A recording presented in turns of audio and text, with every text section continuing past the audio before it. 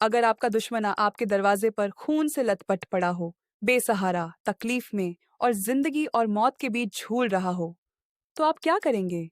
क्या आप उसे यूं ही मरने देंगे या फिर अपनी जान दांव पर लगाकर भी एक इंसान की जान बचाएंगे? दोस्तों, स्वागत है आपका हमारे चैनल पर, जहां कहानियां सिर्फ सुनाई नहीं जाती, बल्कि जी उठती हैं और जहां हर कहानी हमें एक गहरी सीख देती है।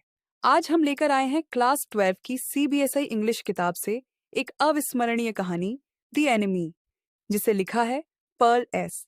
बक ने। यह कहानी है देशभक्ति, साहस और इंसानियत की युद्धकालीन जापान की पृष्ठभूमि में। तो आइए, बैठ जाइए आराम से और चलिए सुनते हैं एक ऐसी कहानी जो पूछती है, आखिर असली इंसानियत होती क्या है? डॉ. सदाओ होकी जापान के एक प्रसिद्ध डॉक्टर थे। वे समुद्र किनारे बने एक सुंदर घर में अपनी पत्नी हाना के साथ रहते थे। दोनों ने अमेरिका में पढ़ाई की थी, लेकिन अपने देश के प्यार में वे जापान लौट आए। सदाओ के पिता बहुत सख्त और परंपरावादी व्यक्ति थे। उन्होंने हमेशा सदाओ को सिखाया था कि देश से बढ़कर कुछ नहीं। एक शाम सदाओ और हाना समुद्र किनारे खड़े थे। तभी उन्होंने किनारे पर कुछ हिलता डुलता देखा।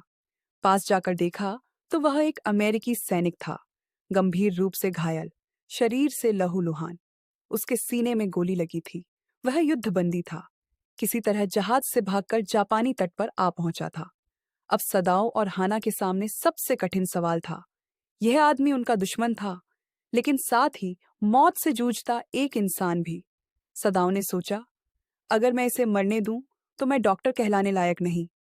और उन्होंने हाना के साथ मिलकर उसे घर के भीतर लाने का फैसला किया, भले ही यह एक बड़ा खतरा था। घर के नौकर, यूमी, माली और रसोइयां यह देखकर चौंक गए। उन्होंने साफ कहा कि दुश्मन की मदद करना गुनाह है। यूमी ने तो उसके शरीर को साफ करने से भी मना कर दिया। सबने चेतावनी दी, इसे बचाओगे तो तुम बर्बाद हो जाओगे। लेकिन जब उन्होंने देखा कि सदाओ ने उस पर ऑपरेशन किया और उसकी जान बचाई, तो उन्होंने विरोध में घर ही छोड़ दिया। सदाओ ने बड़ी सावधानी से गोली निकाली और उसकी देखभाल की। हाना ने भी पूरा साथ दिया, हालांकि खून देखकर कई बार उसकी तबीयत बिगड़ जाती थी। धीरे धीरे अमेरिकी सैनिक ठीक होने लगा। वह आभारी था। उसे पता था कि यह परिवार अपनी जान जोखिम में डालकर उसे बचा रहा है। इस बीच सदाओ का डर बढ़ता गया। उन्हें आशंका थी कि कहीं पुलिस या फौज को खबर न हो जाए। आखिरकार उन्होंने जापान के एक बड़े अधिकारी, जनरल टाकिमा को सब कुछ बता दिया। जनरल बूढ़ा और बीमार था, लेकिन वह सदाओ पर बहुत भरोसा करता था। उसने कहा, चिंता मत करो, मैं अपने गुप्त हत्यारे भेजूंगा, वे चुपचाप उसे मार देंगे। सदाओ ने कई रातें इंतजार किया, पर कोई नहीं आया। असल में जनरल अपनी बीमारी और इलाज में इतना खोया था कि वह यह वादा भूल गया। यह दिखाता है कि सत्ता में बैठे लोग भी स्वार्थी हो सकते हैं। अब सदाओ ने तय किया कि इस सैनिक को और देर तक छिपाना खतरनाक होगा। एक रात उन्होंने उसे एक नाव, खाना, कपड़े और निर्देश दिए कि पास के निर्जन द्वीप पर जाकर छिपे रहना और अगर मदद चाहिए हो तो आग का धुआं करके इशारा करना। सैनिक चुपचाप चला गया।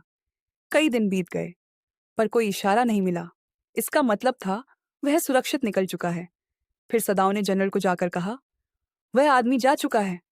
जनरल बस इतना बोला, ठीक है, अच्छा हुआ, मैं तुम्हें खोने का जोखिम नहीं उठा सकता था। उस पल सदाओ के दिल को सुकून मिला। उन्होंने जाना, उन्होंने सही काम किया है, न केवल एक डॉक्टर के रूप में, बल्कि एक इंसान के रूप में। उन्होंने दुश्मन में भी इंसान देखा और इंसानियत निभाई। कहानी की सीख। यह कहानी हमें सिखाती है कि इंसानियत किसी भी युद्ध, जाति या देश से बड़ी है।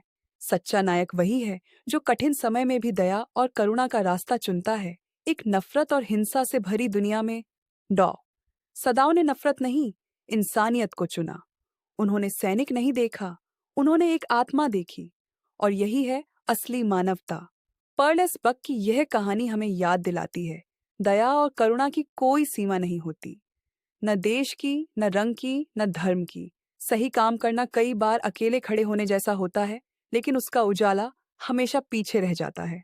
तो दोस्तों, आपको इस कहानी से क्या सीख मिली? क्या आप भी डॉ. सदाओ की तरह वही फैसला लेते? कमेंट्स में हमें जरूर बताइए।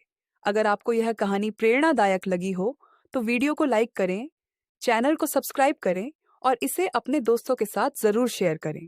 धन्यवाद।